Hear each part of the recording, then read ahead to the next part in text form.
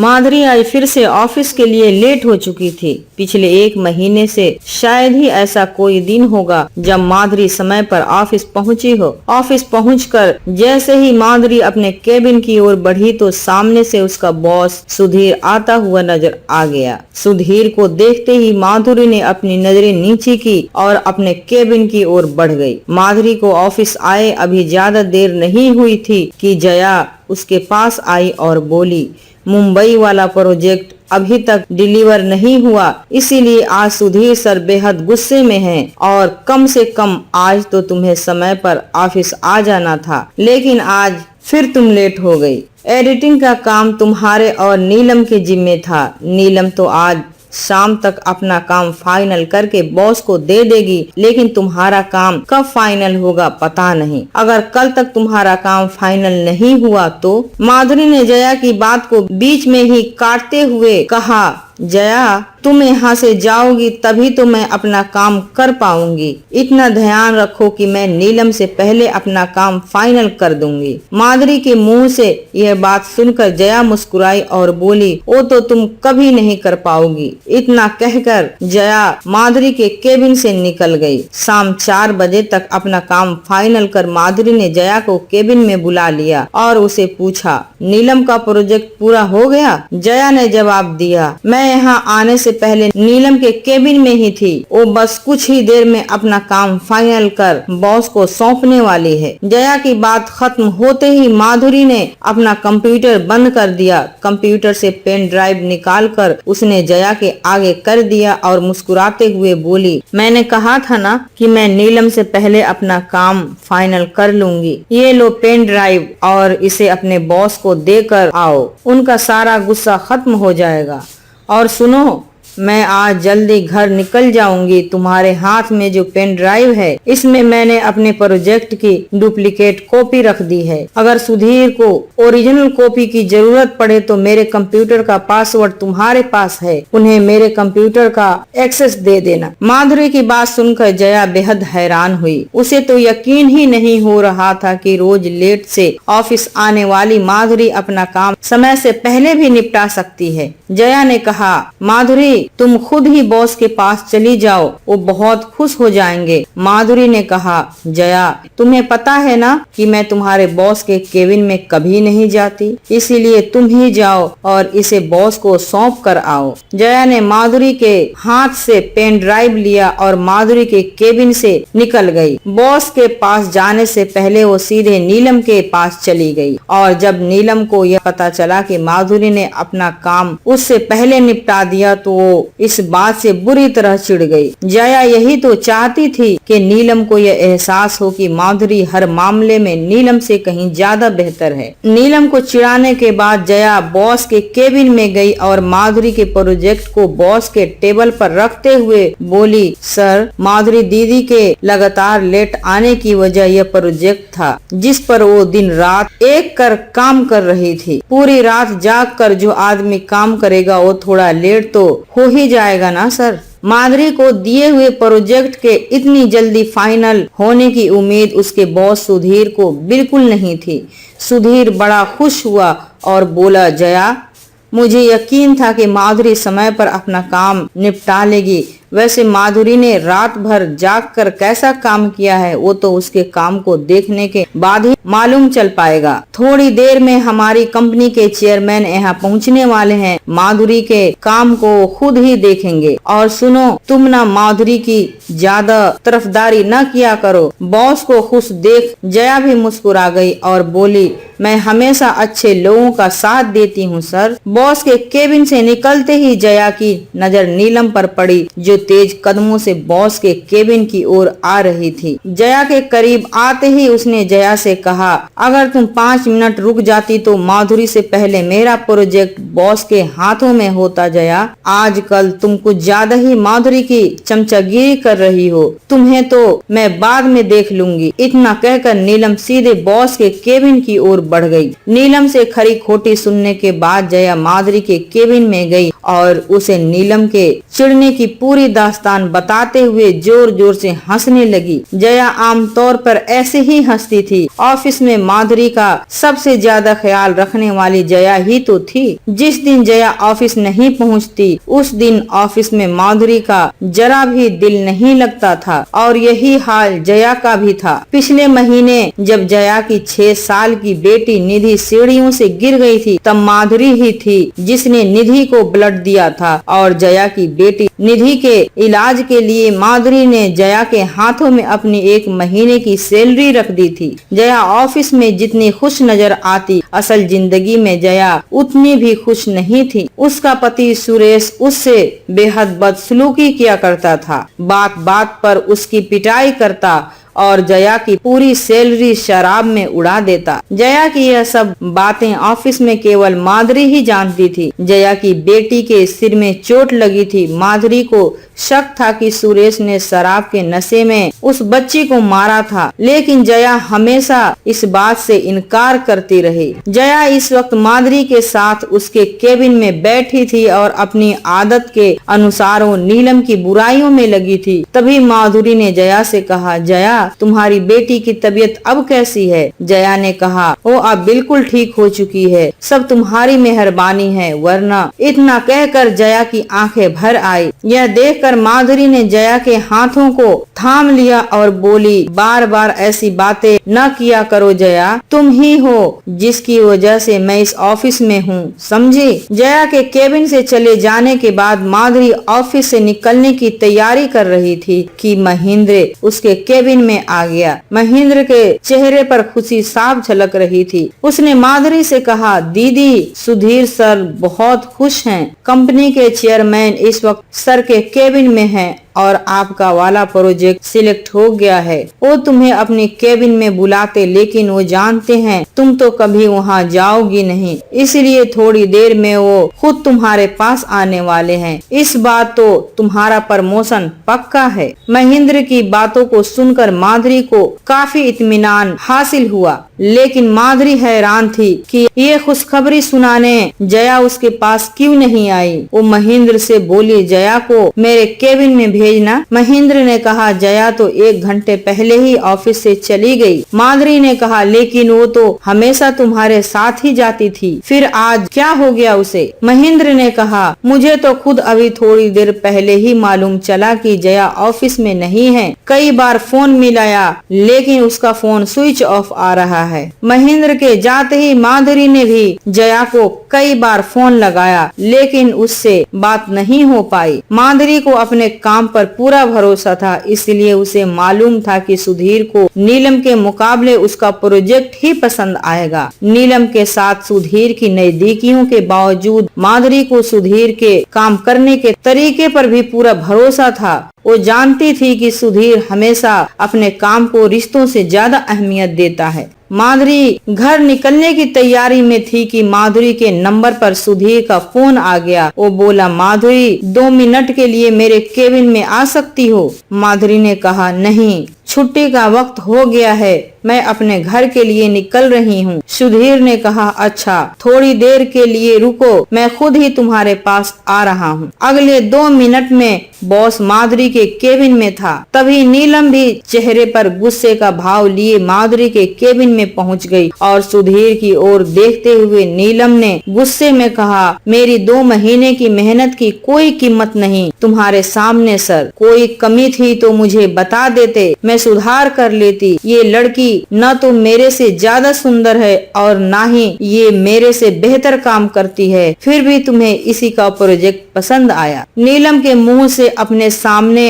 अपनी फजीहत होते माधुरी बस चुपचाप देखती रही। ऐसे वक्त में उसे जया की सख्त जरूरत महसूस होने लगी थी। जया होती तो शायद इस वक्त नीलम का मुंह तोड़ देती। सुधीर ने कहा, नीलम, दिमाग को शांत रखो, तुम बहुत से मामलों में माधुरी से अच्छी हो, लेकिन एडिटिंग के मामले में नहीं। माधुरी ने वाकई तुमसे बेहतर एडिटिंग की है, तुम्हें तो अभी इससे सीखने की जरूरत है। इस बात को तुम दिल पर क्यों ले रही हो? बॉस की यह बात सुनकर नीलम का गुस्सा 7वें आसमान पर पहुंच चुका था। वो बोली, ठीक है सुधीर, अगर माधुरी मुझसे बेहतर है तो इसी के साथ रहो, मैं तुम्हारी इस कंपनी से जल्द ही रिजाइन दे दूंगी। नीलम के बुरी तरह नाराज होकर जाने के बाद कुछ देर तक माधुरी के केबिन में खामोशी छाई रही। फिर सुधीर बोला, माधुरी, तुम नहीं जानती कि यह प्रोजेक्ट मेरे लिए कितना जरूरी था। पिछले 2 महीने से इसके लिए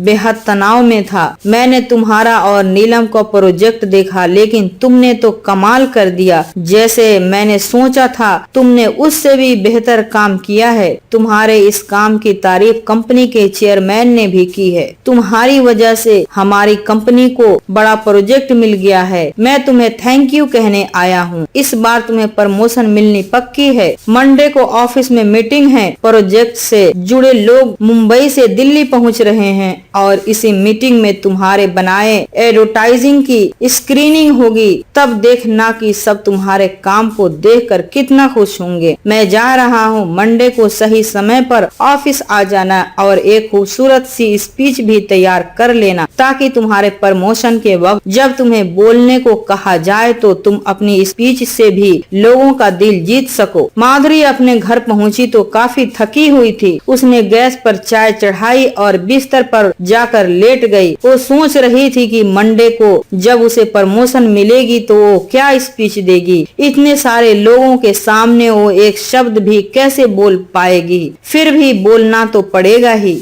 अभी 2 दिन का समय बाकी है। क्यों न इस बीच एक बेहतरीन स्पीच तैयार करके उसे ढंग से याद कर लिया जाए। यही सोचकर माधुरी मंडे के लिए स्पीच तैयार करने में लग गई। बीच बीच में वो जया को फोन करती रही, लेकिन जया से बात नहीं हो पाई। माधुरी ने जया के घर जाने के बारे में भी सोचा, लेकिन उसके पति सुरेश के बुरे बर्ताव की वजह से वह रुक गई। पिछली बार जब जया की बेटी को देखने माधुरी उसके घर गई थी तो सुरेश ने माधुरी को बाहर से उल्टे पांव भेज दिया था। बोल रहा था कि आगे से कभी उसके घर आने की सोचना भी मत। सोमवार का दिन था। हर बार देरी से ऑफिस पहुंचने वाली माधुरी आज सुबह ही करोल बाग ऑफिस पहुंच चुकी थी। ऑफिस पहुंचते ही सबसे पहले माधुरी ने जया को खोजा, लेकिन जया उसे कहीं नजर नहीं आई। तब माधुरी ने जया को फिर से फोन लगाया, लेकिन अभी तक उसका नंबर ऑन नहीं हुआ था। इधर मीटिंग की तैयारियां पूरी हो चुकी थी और कंपनी से जुड़े बड़े बड़े लोगों को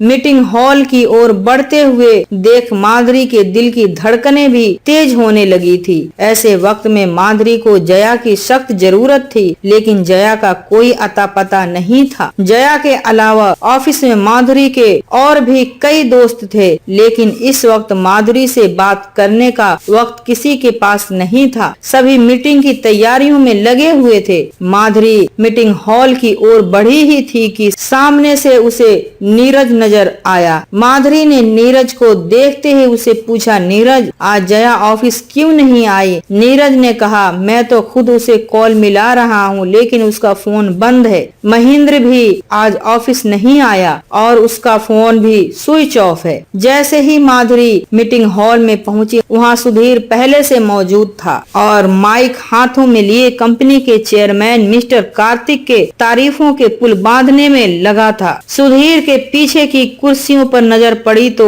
वहाँ मेहमानों के बीच नीलम को बैठी हुई देख माधुरी को थोड़ा अजीब लगा। नीलम ने भी भीड़ के बीच में बैठी माधुरी को पहचान लिया था और माधुरी से नजर मिलते ही नीलम के चेहरे पर शातिराना मुस्कान छा गई थी, लेकिन माधुरी उसकी मुस्कान के पीछे छुपे राज को समझ न पाई। तभी सुधीर की आवाज माधुरी के कानों में पड़ी तो वो खुश हो गई। सुधीर माइक हाथों में लिए अपनी खुशी का इजहार करते हुए बोला, मुंबई की एक बड़ी कंपनी का एड बनाने का काम हमारी कंपनी को मिला था। यह एड तो सिर्फ 3 मिनट का ही था, लेकिन इसे बनाने में 1 महीने से ज्यादा का वक्त लग गया।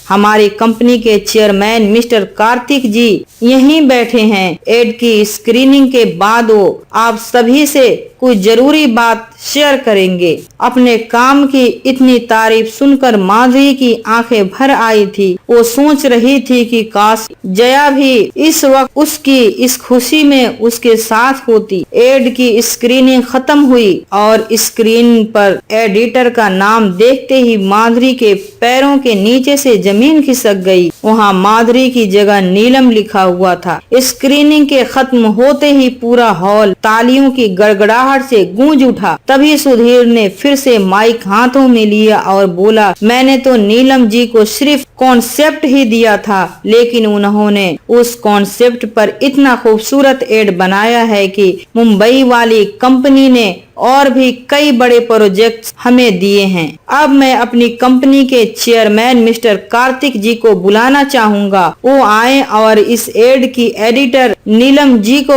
उनके खूबसूरत काम के लिए उन्हें प्रमोट करे। सुधीर की बात खत्म होते ही एक मोटा सा आदमी सुधीर की जगह आकर खड़ा हो गया और सुधीर के हाथों से माइक लेते हुए बोला, दरअसल यह एड पूरी तरह ग्राफिक्स पर आधारित था। इसे पूरा करने का काम मैंने सुधीर के अलावा और भी कई लोगों को दिया था। मेरे पास कुल 34 लोगों ने अपने अपने काम को फाइनल कर भेजे, लेकिन उसमें से यही एड सिलेक्ट हुआ और इस एड की एडिटर हैं नीलम जी। कृपया वो यहाँ आए और अपना प्रमोशन लेटर हासिल करें। माधुरी अब और ज्यादा बर्दाश्त करने की ताकत खो चुकी थी, इसीलिए वो अपनी सीट से खड़ी हो गई और हॉल के एग्जिट की ओर आगे बढ़ गई। तभी स्टेज पर नीलम खड़ी हुई और पूरा हॉल एक बार फिर से तालियों की गड़गड़ाहट से गूंज उठा। लेकिन तालियों की यह आवाज माधुरी को गोलियों की गड़गड़ाहट की तरह लग रही थी, इसीलिए वो झट से हॉल से बाहर निकलकर सीधे तिलक नगर अपने फ्लैट पर पहुंच गई और बिस्तर पर गिरकर जोर जोर से रोने लगी। लेकिन उसके आंसुओं को पोंछने वाला यहाँ कोई नहीं था।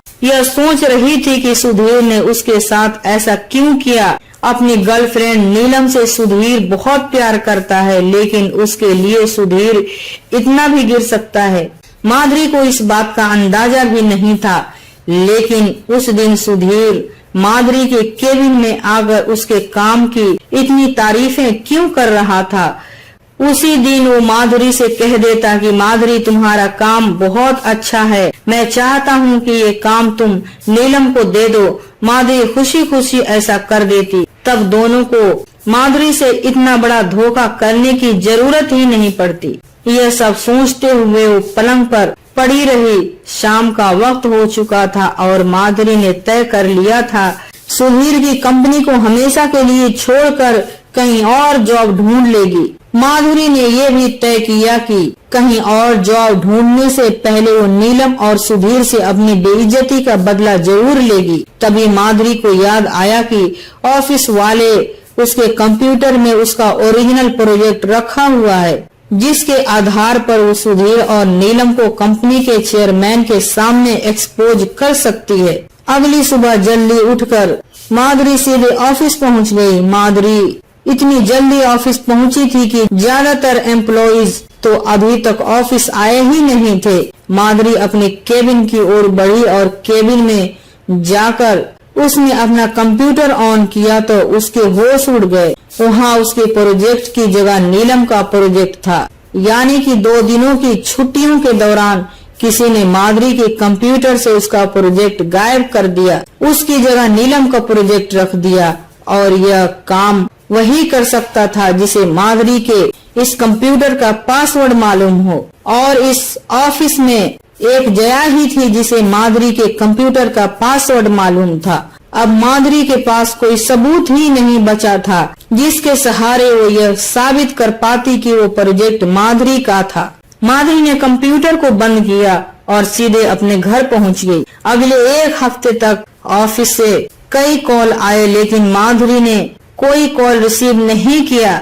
सुधीर तो लगातार कॉल कर रहा था, इसलिए माधुरी ने सुधीर का नंबर ब्लॉक लिस्ट पर लगा दिया था। इस 1 हफ्ते के दौरान माधुरी भी जया को लगातार कॉल कर रही थी, लेकिन उसका नंबर स्विच ऑफ जा रहा था। माधुरी ने महेंद्र को भी कॉल किया, लेकिन महेंद्र ने कॉल नहीं उठाया। अब जया पर उसका शक बढ़ता जा रहा था। जया उसके साथ इतना बड़ा धोखा कैसे कर सकती थी? क्या जया ने रुपयों के लालच में ऐसा किया? अगली सुबह माधुरी उठी और सीधे जया के घर पहुंच गई। वहां जया का पति सुरेश मिल गया। सुरेश ने माधुरी को बताया कि उसकी पत्नी जया महेंद्र के साथ पिछले 1 सप्ताह से फरार है। छोटी सी बेटी को भी अपने साथ ले गई है। जया के घर से माधुरी अपने घर पहुंच चुकी थी। अब उसके हाथ में कुछ नहीं बचा था। जिस जया पर माधुरी आंख मूंद कर भरोसा करती थी, उसी जया ने माधुरी के साथ धोखा किया और अपने आशिक महेंद्र के साथ फरार हो गई। सुधीर और नीलम जैसे धोखेबाजों की क्या कमी थी जो जया भी उसके गिरोह में शामिल हो गई। इतना बड़ा विश्वासघात कोई कैसे कर सकता है। माधुरी अब किसी भी कीमत पर सुधीर के ऑफिस में काम करना नहीं चाहती थी। इसीलिए उसने तय किया कि अगले दिन से ही वो नई जॉब की तलाश शुरू कर देगी। जल्द ही माधुरी को नेहरू प्लेस मार्केट में एक अच्छी जॉब मिल गई। इस नई जॉब को करते हुए 1 महीने ही बीते थे कि उसके नंबर पर एक अनजान नंबर से कॉल आया। माधुरी ने कॉल उठाया तो उधर से एक महिला की आवाज आई। माधुरी इस आवाज को तुरंत पहचान गई। यह जया थी। वो बोली, मैं जया बोल रही हूँ दीदी। माधुरी ने गुस्से में जवाब दिया, जया तुमने मेरे साथ ऐसा क्यों किया? जया ने कहा, दीदी मैं तुम्हें लोकेशन सेंड कर रही हूँ, तुम यहीं आ जाओ, तुम्हें सब पता चल जाएगा। माधुरी झट से तैयार हुई और जया के बताए लोकेशन पर निकल पड़ी। यह एक बड़ा सा फार्म हाउस था जिसके बाहर 2-2 गार्ड तैनात थे। गेट पर पहुंची तो गार्ड ने दरवाजा खोला और माधुरी अभी आगे बढ़ी ही थी कि सामने से जया उसकी ओर दौड़ती हुई नजर आई और माधुरी से लिपट गई। थोड़ी ही देर में माधुरी उस बंगले के बड़े से ड्राइंग रूम में जया के सामने बैठी थी। माधुरी अभी कुछ कहती इससे पहले ही उसके सामने चाय आ गई, लेकिन माधुरी ने चाय टेबल पर रख दिया और बोली, जया मैं यहाँ चाय पीने नहीं आई, तुम मेरे साथ ऐसा कैसे कर सकती हो? कितने रुपए दिए थे तुम्हें नीलम ने? जया ने जवाब दिया, दीदी मैंने तुम्हारे साथ कोई धोखा नहीं किया। मुझसे बॉस ने तुम्हारे कंप्यूटर का पासवर्ड मांगा था और मैंने उन्हें दे दिया था। ये गलती मुझसे हो गई। माधुरी ने कहा, जानती हो तुम्हारी इस गलती की वजह से क्या हुआ? जया ने कहा, मैं सब जानती हूँ और मेरी इस गलती की वजह से मेरे हस्बैंड को भी बेहद पछतावा है। वो जल्द ही सब ठीक कर देंगे। माधुरी ने कहा, सुरेश जिसे तुम अकेला छोड़ आई हो, यह महेंद्र जिसके साथ तुम भाग कर यहाँ आ गई हो, इन दोनों में तुम्हारा हस्बैंड मैं किसे मानूं? महेंद्र तो अपनी कंपनी में मामूली जॉब करता था और तुम्हारे पड़ोस में किराए पर रहता था। उसकी इतनी औकात कैसे हो गई जो वो तुम्हें इस बंगले में ले आया? माधुरी के इस बात पर जया मुस्कुरा गई और बोली, सुरेश और महेंद्र में से मेरा पति कोई भी नहीं है दीदी। माधुरी ने कहा, यह तुम कैसी बातें कर रही हो जया? महेंद्र कहाँ है? जया ने कहा, चाय ठंडी हो रही है दीदी, आप चाय पीजिए, थोड़ी देर में मेरे पति आते ही होंगे। माधुरी ने चाय का कप हाथ में लिया ही था कि उसे ड्राइंग रूम की ओर आते हुए एक व्यक्ति नजर आया जिसे पहचानते माधुरी को देर न लगी। यह व्यक्ति कोई और नहीं, कंपनी का चेयरमैन मिस्टर कार्तिक जी थे। कार्तिक को देखकर माधुरी खड़ी हो गई। तभी कार्तिक ने कहा, कैसी हो माधुरी? पिछले कई दिनों से मैं और जया तुम्हारे घर आने की सोच ही रहे थे कि तुम खुद ही यहाँ आ गए। माधुरी सोफे से उठ खड़ी हो चुकी थी और हैरानी भरी नजरों से कार्तिक और जया को देख रही थी। उसे कुछ समझ नहीं आ रहा था। तभी कार्तिक ने कहा, माधुरी इतना हैरान होने की जरूरत नहीं है, बैठ जाओ। जया मेरी बीवी है। अपनी कंपनी के चेयरमैन के मुंह से यह बात सुनकर माधुरी के पैरों के नीचे से जमीन खिसक चुकी थी। वो सोच रही थी कि कंपनी में उसके साथ मामूली सी जॉब करने वाली जया उसी कंपनी के चेयरमैन की बीवी कैसे हो गई, जबकि जया के शराबी पति सुरेश से माधुरी कई बार मिल चुकी थी। माधुरी की हैरानगी देख कार्तिक और जया मुस्कुरा रहे थे। माधुरी के बगल वाले सोफे पर कार्तिक बैठ गया और जया वहां से उठकर दोनों के लिए नाश्ता लाने किचन की ओर चली गई। कार्तिक ने माधुरी से कहा, देखो माधुरी,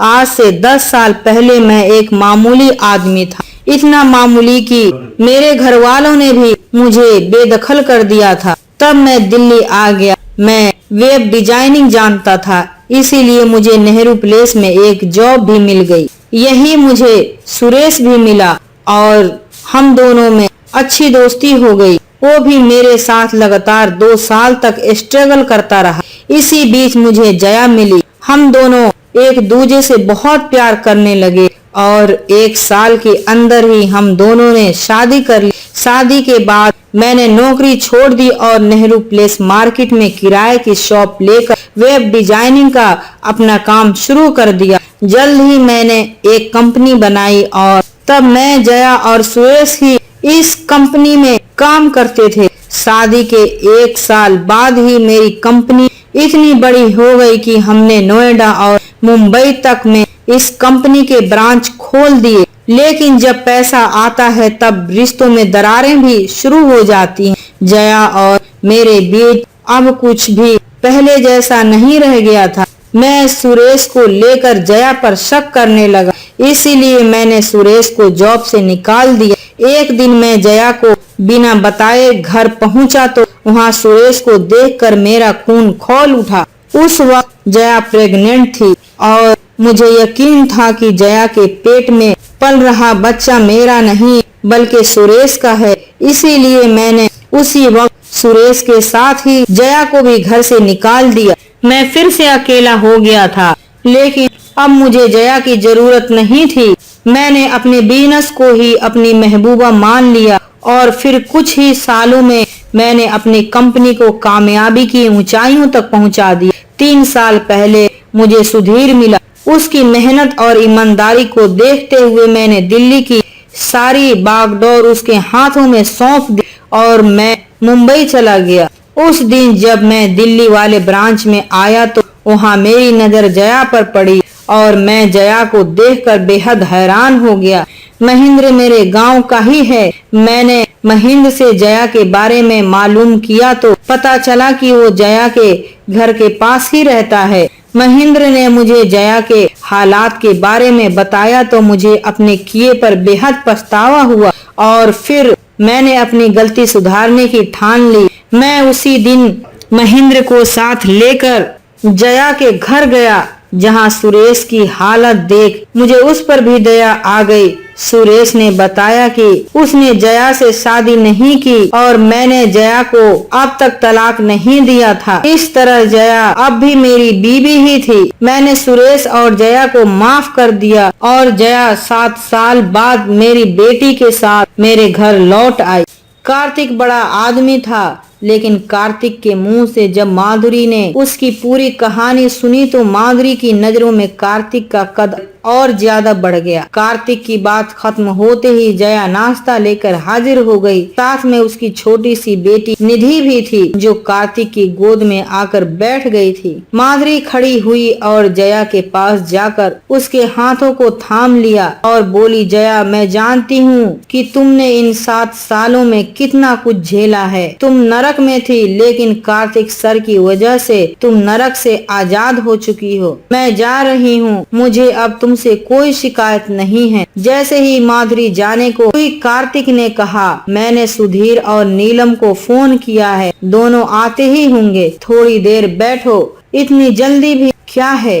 माधुरी, जया और कार्तिक ने नाश्ता खत्म किया ही था कि सुधीर और नीलम दोनों माधुरी के सामने ड्राइंग रूम में थे। दोनों को कार्तिक और जया के रिलेशनशिप के बारे में पहले ही मालूम चल चुका था। कार्तिक ने सुधीर से पूछा, तुम्हें पता था कि वो प्रोजेक्ट माधुरी का है, तब तुमने माधुरी के साथ ऐसा क्यों किया? अपने बॉस कार्तिक के सामने सुधीर सर ऊपर उठाकर बात करने की स्थिति में नहीं था। सुधीर ने धीमी आवाज में कहा, सर, मैं और नीलम शादी करने वाले हैं। नीलम ने मेरे सामने यह शर्त रख दी कि मैं उसके प्रोजेक्ट को सिलेक्ट करूं, लेकिन नीलम का प्रोजेक्ट इस लायक नहीं था, इसीलिए मैंने माधुरी के प्रोजेक्ट से नीलम का प्रोजेक्ट बदल दिया। मैंने सोचा कि उसके एवज में मैं माधुरी को उसके काम की अच्छी खासी रकम दे दूंगा, लेकिन माधुरी ने मेरा फोन ही नहीं उठाया। मैं अपने किए पर शर्मिंदा हूँ, हो सके तो मुझे माफ कर दो सर। कार्तिक ने कहा, कल ऑफिस में एक मीटिंग रखो, वहीं मैं फैसला करूंगा। अगले दिन सुबह फिर से ऑफिस सज चुका था और कंपनी के चेयरमैन कार्तिक ने माइक अपने हाथों में लिया हुआ था। जया और माधुरी दोनों साथ साथ ही बैठे थे। अगले लाइन में सुधीर और नीलम बैठे हुए थे। कार्तिक ने कहा, सुधीर इस कंपनी के मैनेजर थे, लेकिन अब सुधीर को उनकी गलती की वजह से चंडीगढ़ भेजा जा रहा है और आज से इस ब्रांच की मैनेजर होंगी माधुरी। पूरा हॉल तालियों की गड़गड़ाहट से गूंज उठा और तभी जया की नजर अगली पंक्ति में बैठी नीलम पर पड़ी, जो कार्तिक से नजरें बचाती हुई वहाँ से निकलने की फिराक में थी। जया ने माधुरी से कहा, दीदी अब तुम मैनेजर बन गई हो, इस नीलम को नौकरी से निकाल दो। माधुरी ने कहा, नहीं, नीलम जैसी भी है एक महिला है, उसे गलती हुई, लेकिन एक मौका सभी को मिलना चाहिए। यह बात सुनकर जया की आंखें भर आई। उसे माधुरी जैसी सहेली पर फख्र और बढ़ गया था। मीटिंग खत्म हो चुकी थी और जया इस वक्त माधुरी के केबिन में थी। एक आखिरी सवाल जया के मन में बाकी था, जो उसने माधुरी से पूछ ही लिया। माधुरी, अब तो सुधीर यहाँ से चंडीगढ़ चला जाएगा और अब तुम उसकी जगह ले लोगी। अब तो तुम्हें सुधीर के उसी केबिन में बैठना होगा जिसमें तुम कभी कदम नहीं रखती थी। आखिर तुम सुधीर के केबिन में क्यों नहीं जाती थी? माधुरी ने कहा, तुम्हारे ऑफिस ज्वाइन करने से कुछ महीने पहले की बात है। मैं सुधीर से प्यार करने लगी थी। एक दिन मैंने उसके केबिन में जाकर अपने दिल की हाल बयां कर दिया था। सुधीर ने भी मेरी मोहब्बत का जवाब मोहब्बत से दिया और मैं सुधीर के साथ बहक गई, लेकिन उसने मुझे बिना बताए मेरा वीडियो बना लिया और उस वीडियो को उसने कई जगह सर्कुलेट भी कर दिया था। जब मुझे उसकी इस घिनौनी हरकत का पता चला तो मैं उसके केबिन में जाकर उसे जलील कर आई। उसने मेरे सामने वीडियो डिलीट किया और मेरे पैरों पर गिरकर माफी मांगने लगा, लेकिन मैंने उसे कभी माफ नहीं किया और तब से मैं कभी उसके केबिन में नहीं गई। कहानी से सीख, जया ने 7 सालों तक जो मुसीबतें झेली, यह सब उसी के कर्मों का फल था। जीवन में कुछ भी व्यर्थ नहीं जाता। आप जो भी करते हैं वो लौट कर जरूर आता है। अच्छे कर्मों का इनाम और बुरे कर्मों का फल, सबका भुगतान आपको इसी जिंदगी में करना होता है। इसीलिए कभी भी किसी के साथ बुरा मत कीजिए। आपको यह वीडियो कैसा लगा कमेंट बॉक्स में जरूर बताएं। मेरे इस चैनल को सब्सक्राइब जरूर करें, क्योंकि मैं आपके लिए लाती हूँ सबसे ओरिजिनल कहानियाँ। शुक्रिया आप